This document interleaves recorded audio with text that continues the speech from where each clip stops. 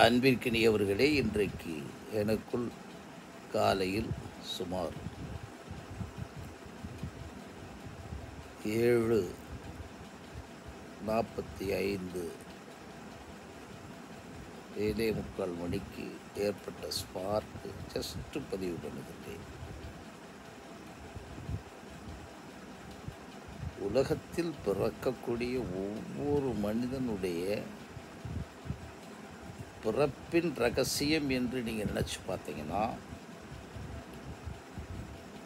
அவன் 100% சுவாமி விவேகானந்தர் கூறிய பூரண சுதந்திரனாக இருந்து வாழ்ந்து முடிப்பது தான். இதுதான் எனக்கு பட்ட விஷயம். சுவாமிஜி சொன்ன விஷயத்தை நான் அப்படியே ஒன்று, அந்த பூரண சுதந்திரன் அப்படின்ற வார்த்தைக்குள்ள ஒரு கம்ப்ளீட் இண்டிபெண்ட் பர்சனாக இருந்து வாழ்கிறாங்களா அப்படின்றத நாம் கவனித்து பார்த்தோம்னு சொன்னால், எங்கேயுமே அந்த மாதிரி ஒரு மனிதனை நாம் பார்க்கவே முடியாத ஒரு நிலையில் இருக்கோம். யாராவது ஒருவரை பார்க்கிறோம் என்று வச்சுக்கோங்க. இப்போ சுவாமி விவேகானந்தரை சொல்லியிருக்காங்கன்னா, சுவாமி விவேகானந்தர் இருக்கிறாரா அப்படின்னு பார்க்கும்போது ஒரு மாபெரும் பிரமிப்பு உருவாகும் அவர் மேலே. அதே மாதிரி பகவான் ரமணரை நீங்கள் பார்த்தீங்கன்னா ஒரு பிரமிப்பு உருவாகும். இதே மாதிரி சில விஞ்ஞானிகள், நான் சொல்கிறது மெய்ஞானிகள் மட்டுமல்ல, விஞ்ஞானிகளை பார்த்தோம். இதே மாதிரி நீங்கள் பூரண சுதந்திரமாக இருக்கக்கூடிய ஒருத்தங்க யாருன்னா அந்த குழந்தைகள் மட்டும்தான். அது குறிப்பாக ஒரு 5 வயது 7 வயதுக்குள்ளே இருக்கக்கூடிய 5 வயது தான் சொல்லலாம். அவங்க நினச்சதை சொல்லுவது, நினச்சதை செய்யலாம், செய்வதற்கு அவங்களுக்கு வாய்ப்பெல்லாம் நம்ம கொடுக்குறோம். இப்போ ரொம்ப ரெஸ்ட்ரிக்ட் பண்ணிட்டோம் 2 வயதிலே. அந்த பூரண சுதந்திரம் என்பது என்ன அப்படின்னு காமனாக நினச்சி பார்த்தோம்னா, ஒவ்வொரு மனிதனுக்கும் அவன் தனித்தனியாகவே மனம் உடையவன், உடல் உடையவன், அறிவு உடையவன், மனச்சாட்சி உடையவன், மரபணு திறன் ஆகிய ஆற்றல்களை உடையவன், அவனுக்குரிய காலம், இடம், பொருள், எக்ஸ்ட்ரீமாக போயிட்டிங்கன்னா ஆத்மா. ஸோ இந்த 9மே அவனுக்குள்ள 24 ஹவர்ஸ் இருக்கக்கூடிய ஒன்றில் அவன் பூரண சுதந்திரனாக இருக்கிறானா அப்படின்னு பார்க்கணும். இதோட இந்த பாடியோட இன்பில்டட் தான் ரொம்ப முக்கியமானது. இவங்கெல்லாம் இது இப்போ நம்ம சொல்கிறது பூராமே இந்த உடலோடு கட்டமைக்கப்பட்டவைகள். அந்த கட்டமைக்கப்பட்டவைகளுக்குள்ளே இன்னொரு ஆழமாக இருக்கக்கூடிய ஒரு விஷயந்தான், ஒவ்வொரு மனிதனுக்குள்ளேயும் 100% உண்மை என்ற ஒன்றில் இருக்க பிறந்தவன், 100% அன்பின் அடிப்படையிலே இருக்க பிறந்தவன், 100% கருணையின் அடிப்படையிலே இருக்க பிறந்தவன். அந்த உண்மையும் அன்பையும் நீங்கள் வச்சுக்கோங்க. அதைத்தான் வள்ளுவன் சொல்லுகின்ற ஒரு விஷயத்தை நான் ரொம்ப ரசித்து படிப்பேன். அவர் சொல்கிறார், யாம் அறிந்த ஒன்றில், வாய்மை அதிகாரத்தில், வாய்மையை போன்ற ஒன்றும் இந்த உலகத்தில் இல்லைன்றார். 1330 பாடல்களை எழுதிட்டு தான் கண்டவற்றிலே, இந்த உலகத்தில் கண்டவற்றிலே அந்த ஒன்றைத்தான் சொல்கிறார். மற்ற விஷயங்கள்லாம் நமக்கு நிறையா அன்புடைமை, அறிவுடைமை, ஒழுக்கமுடைமை, கல்வி, கேள்வி, வலியறிதல் எல்லாம் சொல்கிறாரு. அங்கே பூரா நமக்கு கருத்துக்களாக, கருத்தியல்களாக எல்லாமே நமக்கு தெரியும். ஆனால் இது என்ன சொன்னால் இறுதியாக சொல்கிறது மாதிரி இருக்குது. உலகத்திலே உண்மை என்ற ஒன்று தான் எனக்கு ரொம்ப ரொம்ப ரொம்ப ரொம்ப அதுக்கு ஈடு இணை எது இல்லைன்னு சொல்கிறார். அதே மாதிரி தான் அன்பை சொல்லுகிறார். அன்பிற்குமென்றோ அடைக்கும் தாளன். இது திருக்குறளை அவர் எழுதி முடிச்சுக்கிறதுக்கு சொன்ன விஷயங்களை காட்டிலும் அவர் உணர்ந்ததிலே இறுதி உண்மை இது.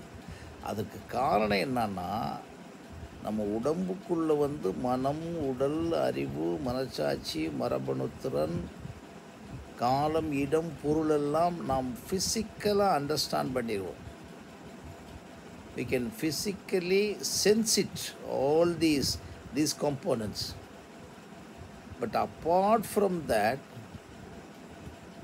நமக்கு உள்ள ஒரு சோல் இருக்கிறது, ஒரு ஆத்மா இருக்கிறது, ஒரு சூப்பர் கான்சியஸ்னஸ் இருக்கிறது என்றெல்லாம் சொல்லி கொடுக்கப்பட்டு வந்தாலும் நாம் அதை உணர்றதில்லை. அந்த இடத்துல தான் இந்த உண்மையும் அன்பும் உட்கார்ந்துக்கிறது. உலகத்தில் நீங்கள் எல்லாவற்றையும் கற்றுக் கொடுக்கலாம்.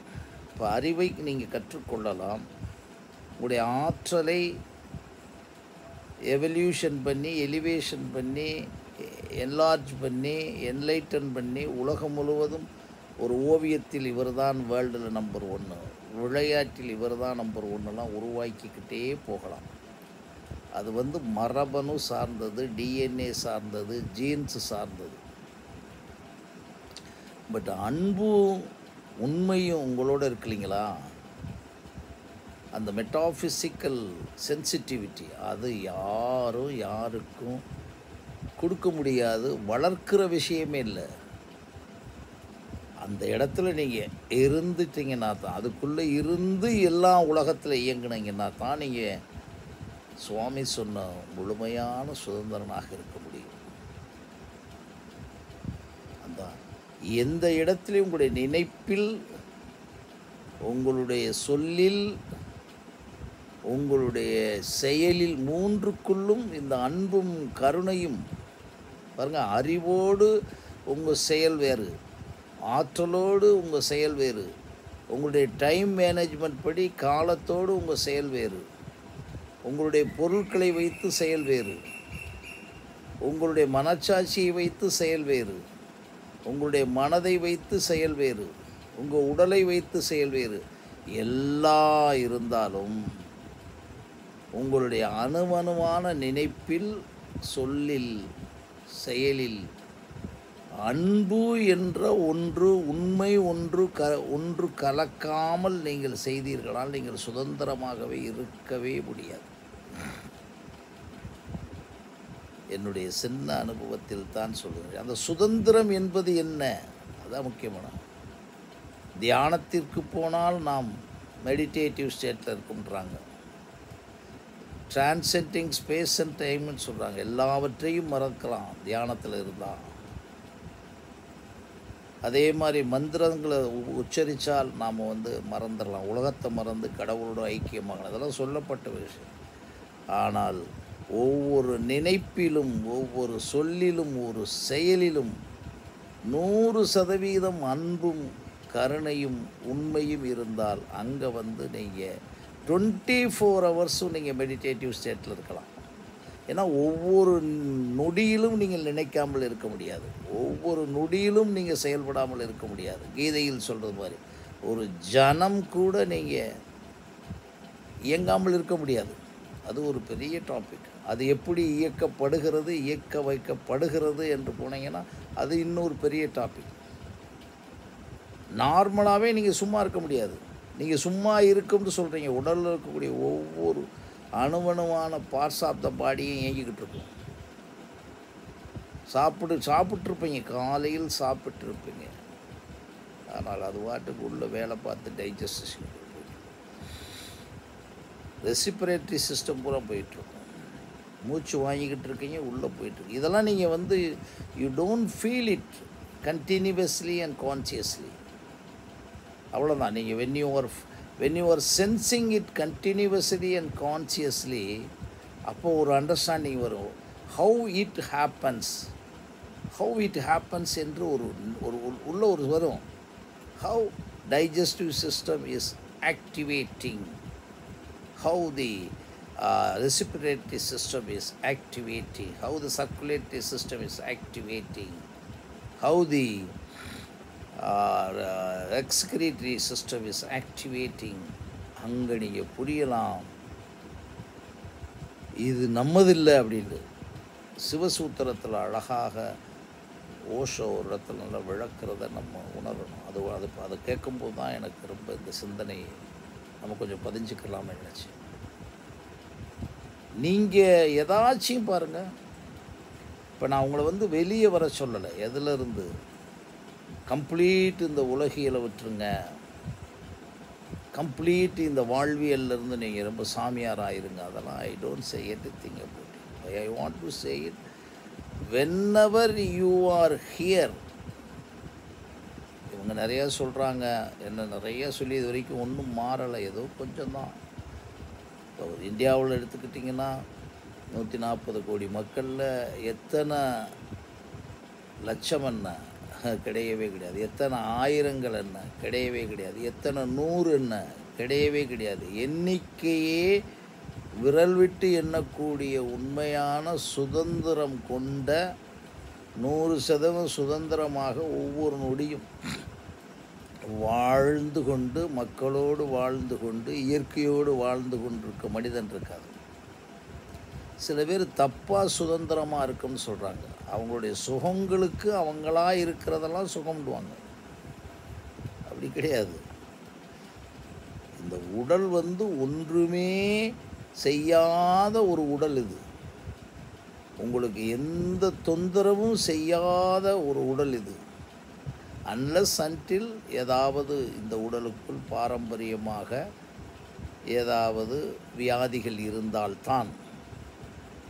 இல்லைன்னா நீங்கள் இறக்கும் வரை இந்த உடலுக்குள்ளே எந்த சிஸ்டம் வராது. ஏதோ உணவோ ஏதோ அப்பப்போ அல்லது சில விஷயங்களில் இந்த உடம்புக்குள்ளே வயதுக்கு மீறி ஏதாச்சும் ட்ரபுள் வரலாம். அது ஃபீவராக இருக்கலாம். மற்றபடி இதுக்குள்ளே ஒன்றுமே, ஏன்னா அதுக்கு வேண்டியதை அது எந்த அளவுக்கு எடுக்கணுமோ அந்த அளவுக்கு சரியாக எடுத்துக்கிட்டு போதும் என்று உள்ளிருந்து ஒரு சென்ஸ் உருவாகும் பாருங்க.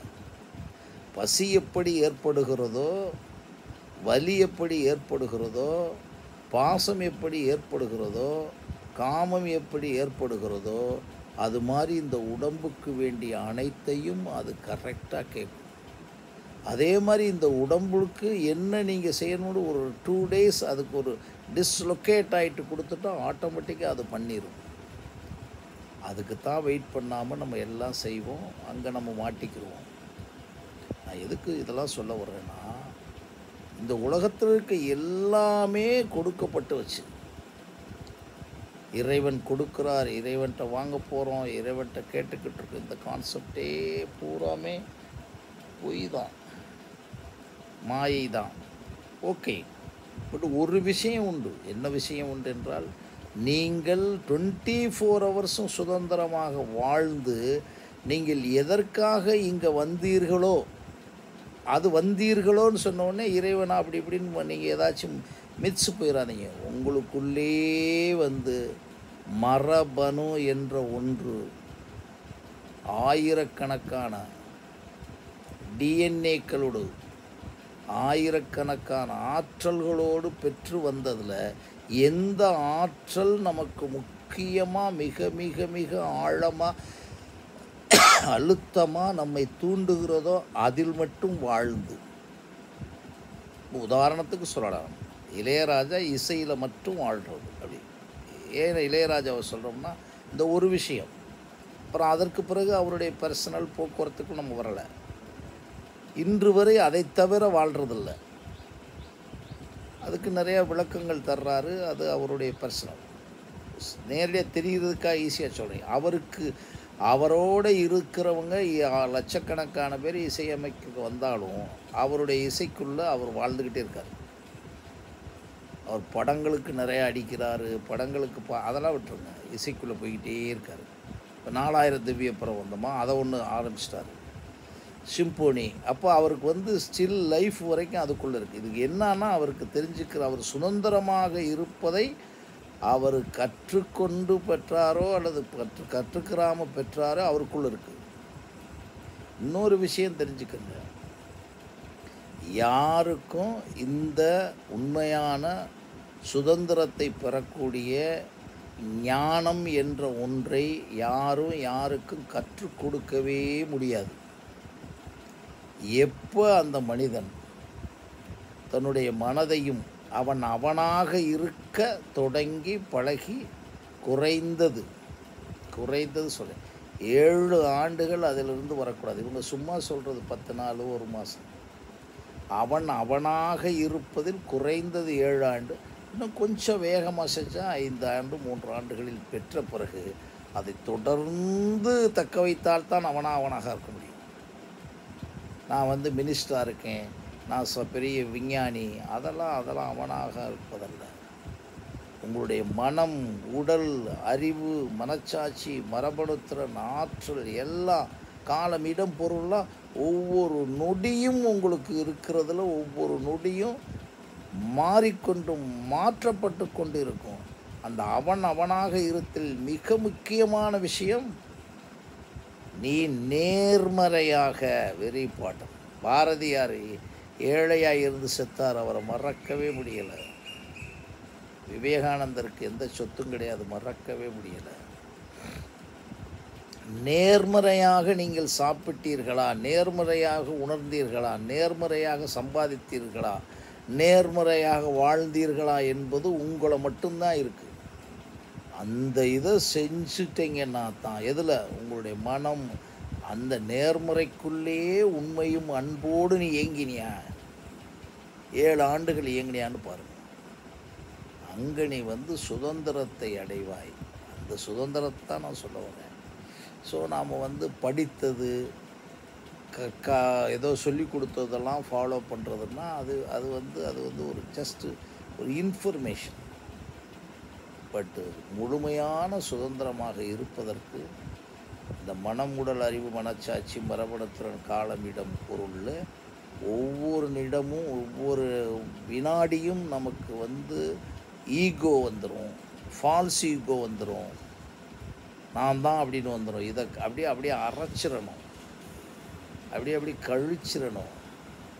நான் ஒன்றுமே செய்யவில்லை, நான் செய்விக்கப்படுகிறேன் என்ற கான்செப்டோடு எதை எடுத்தாலும் நாம் செய்வோம். குழந்தைகளுக்கு வேணுமா தெரியாமல் இருக்குது, பெரியவங்களுக்கெல்லாம் உண்மையினா தெரியும், நல்லா தெரியும். தான் செய்கிறது அதில் எங்கே விழுவாங்க, 100க்கு 100 விழுவது பணத்தில் தான், பொருளில் தான். விழுந்தவன் பூரா அவன் வாழ்க்கையில் உள்ளே ஒரு நாள் கூட உண்மையாக வாழாமல், அன்பாக வாழாமல், அவனாக ஒரு கற்பனையில் நான் அன்பாக வாழ்கிறேன் அப்படின்னு சொல்லிக்கிறது. பல 1000 கோடி ஒரு சொத்து இருக்குது இன்றைக்கி, தமிழ்நாடே கையில் இருக்குன்னா, அந்த கையில் இருக்கிறதுல அப்படியே லேசாக ஒரு சின்ன அப்படின்னு செஞ்சுட்டா நான் தமிழ்நாட்டிலேருந்து மக்களுக்கு நல்லது செஞ்சுன்றது. யார் பணம்? அது மாதிரி கொள்ளையடித்த பணங்களில் ட்ரஸ்ட்டு வச்சுக்கிறது. அப்புறம் நிறைய சம்பாதிச்ச பணத்தை அதை அப்படி சிஸ்டமெல்லாம் பண்ணி சொல்கிறது. எப்படி வந்துச்சு? உண்மையான அரசியல்வாதி, உண்மையான அதிகாரி ஒருத்தனுக்கு கூட மேக்ஸிமம் நீங்கள் பேங்க் அக்கௌண்ட் 1 லட்சத்துக்கு மேலே இருக்க முடியாது, பென்ஷனை தவிர. இதுதான் இறுதி உண்மை. ஒரு அரசு அதிகாரியாக இருந்தவங்க அவங்களுடைய அக்கௌண்ட்டில் பார்த்தீங்கன்னா மேக்ஸிமம் 1 lakh 2 lakhs 3 lakhs மேலே இருக்காது, பென்ஷன் தவிர. அவங்களுக்குள்ள 1.5 கோடி 2 கோடி 3 கோடி 7 கோடின்னு இருக்குன்னா அதெல்லாம் மேட்ரு வேறு. இதே மாதிரி அரசியல்வாதி, இதே மாதிரி ஆன்மீகவாதி, இதை நிரூபித்தவங்க தான். இதெல்லாம் எது காரணம்னா அங்கே அவங்களுடைய சுதந்திரத்தை முழுமையாக இழந்துட்டு செஞ்ச விஷயங்கள். எதுக்கு நான் சொல்ல வரேன்னா, மனிதன் முழுமையாக சுதந்திரமாக இருக்கணும்னா, சரி இதை அடைஞ்சிட்டமே இனிமையாச்சும் சுதந்திரமாக இருக்கணும்னு எவன் திங்க் பண்ணுறானோ அவன் பூரா இறுதியில் அன்பின் வடிவமாக ஆகணும். அன்பின் வடிவம் தான், வேறு எதுவுமே ரகசியம் இல்லை. உண்மையின் வடிவம் அன்பின் வடிவம், உண்மையின் வடிவம் அன்பின் வடிவம். அப்படி இருக்கும்போது தான் அந்த சுதந்திர காற்றை இது பண்ண முடியாது. அப்போ என்ன ஆகுது? இந்த உடம்பு ஆட்டோமேட்டிக்காக இந்த உலகத்தில் இருக்கிறது வரைக்கும் இருந்துட்டு ஆட்டோமேட்டிக்காக போயிடும். அது வரைக்கும் இந்த முழுமையான சுதந்திரத்தில் இருக்கவனுக்கு சில நேரங்களும் உடம்பு கூட கெடும், ஆனால் உள்ளுக்குள்ளேருந்து ஒரு மாபெரும் சக்தி, உணர்வு சக்தி. அதைத்தான் வந்து கடவுள்ன்றாங்க, ஆத்மான்றாங்க. எந்த நேரமும் அப்படியே வந்து ஒரு பிரபஞ்சத்தோடு இணைஞ்சு இணைஞ்சு பேரின்பத்தை அடைந்து கொண்டே அவன் வாழ முடியும் என்பது என்னுடைய தாழ்மையான கருத்து. மறுபடியும் சந்திக்கின்றேன். நன்றி, வணக்கம்.